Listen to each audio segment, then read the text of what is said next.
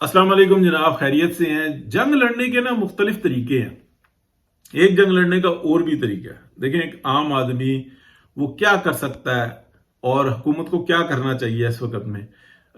बहुत सारा काम कर रहे हैं, लेकिन कुछ काम जो इंसान, मैं ये समझता हूँ कि तजावीज़ है मेरे पास, वो अगर उसके ऊपर एक आम आदमी बहुत अच्छे तरीके से तवज्जो दे और हुकूमत दे तो और ज्यादा बेहतर हो सकता है। बड़े जो ऐसा EFC के प्रोग्राम्स वगैरह हैं, मैं इन्हें ये समझता हूँ कि उसके अंदर बहुत सारे एतराजात पाए जाते हैं हर जानिब से।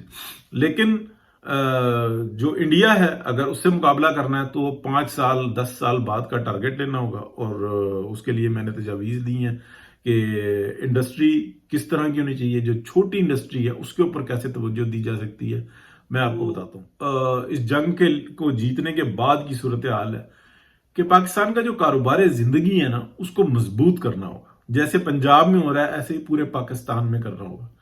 फेडरल के अंदर भी नए प्रोग्राम्स लेके आने होंगे। ये जो SIFC वगैरह जो है, ये इसके ऊपर काफी सारे एतराजात भी हैं, लेकिन हमें ये देखना होगा कि इंडस्ट्री को किस तरीके से ज्यादा फायदा दिया जा सकता है, एनर्जी के प्राइसेस कैसे कम से कम पर लाए जा सकते हैं, और ये जो ऑयल एंड गैस का ये जो सिलसिला है, इसको कैसे किया जा सकता है। ये बहुत ज्यादा इंपॉर्टेंट है। कॉटेज फैक्ट्री और वो इंडस्ट्री जिसके अंदर ज्यादा से ज्यादा खपत हो सके। लेकिन ऐसा नहीं कि एक काम 10 बंदों से हो सकता है तो वही काम 100 बंदों से भी हो सकता है। तो सिर्फ इसलिए कि 100 बंदों को रोजगार मिलेगा, उसको 100 पे लेके जाए, तो नाकामी 100% है। लेकिन उसके लिए जो है ना, ज्यादा जाल बिछाया जा सकता है, ज्यादा बड़े पैमाने पे काम किया जा सकता है। तो उससे जो है ना, बहुत सारे काम हो सकते हैं। प्लस ये है कि जो तरबियत है, मसलन पाकिस्तान के अंदर जो पानी पाया जाता है, जो जमीन है, उसकी जरखेजी या उसका जो टेस्ट है, जो क्रॉप्स में आता है, वो इंतहाई लजीज है। जैसे कुछ चीजों के अंदर मैक्सिको का जो है ना, बहुत एक्स्ट्रा ऑर्डनरी अच्छा होता है, इसलिए वहीं से चीजें आती हैं। अब इसी तरीके से बहुत सारी चीजें हैं, जैसे कि गुड़ है।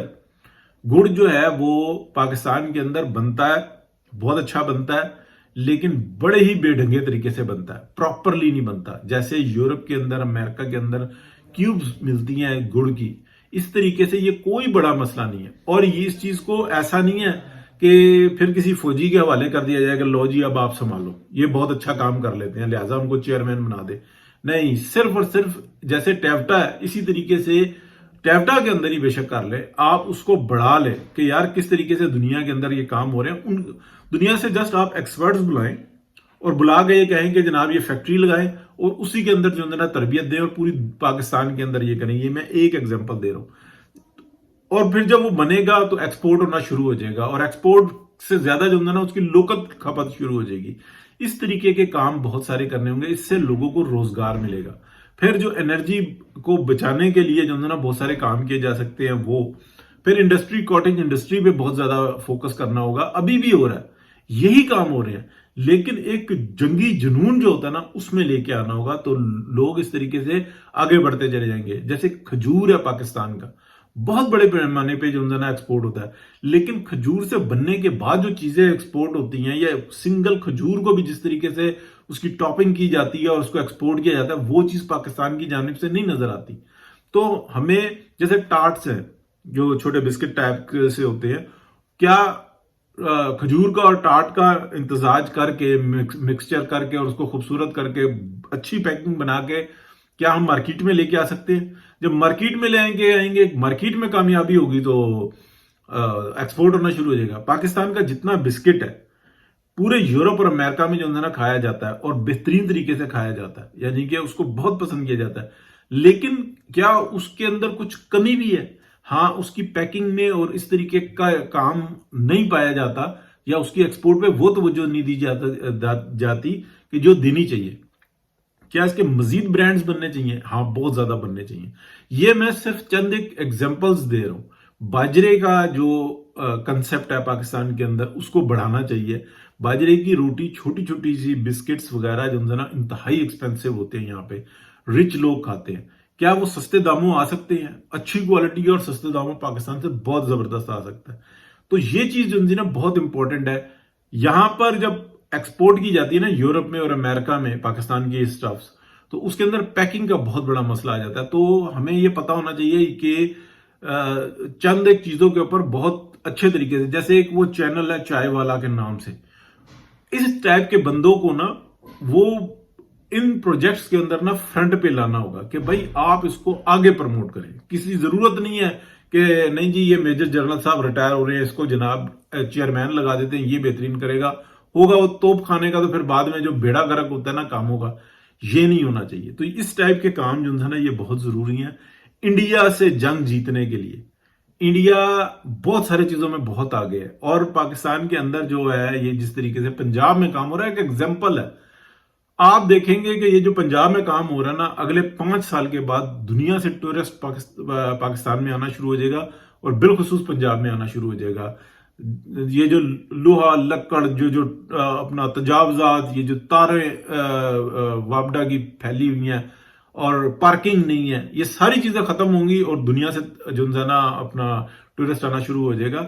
پلس جو ہے نا جو تاریخی عمارات ہیں جو 100 سال 150 سال پرانی ہیں, ان کو قومی آپ اثاثہ قرار دے دیں, اور ان کو توڑ پھوڑ کے اوپر جو ہے نا وہ ختم کر دیں.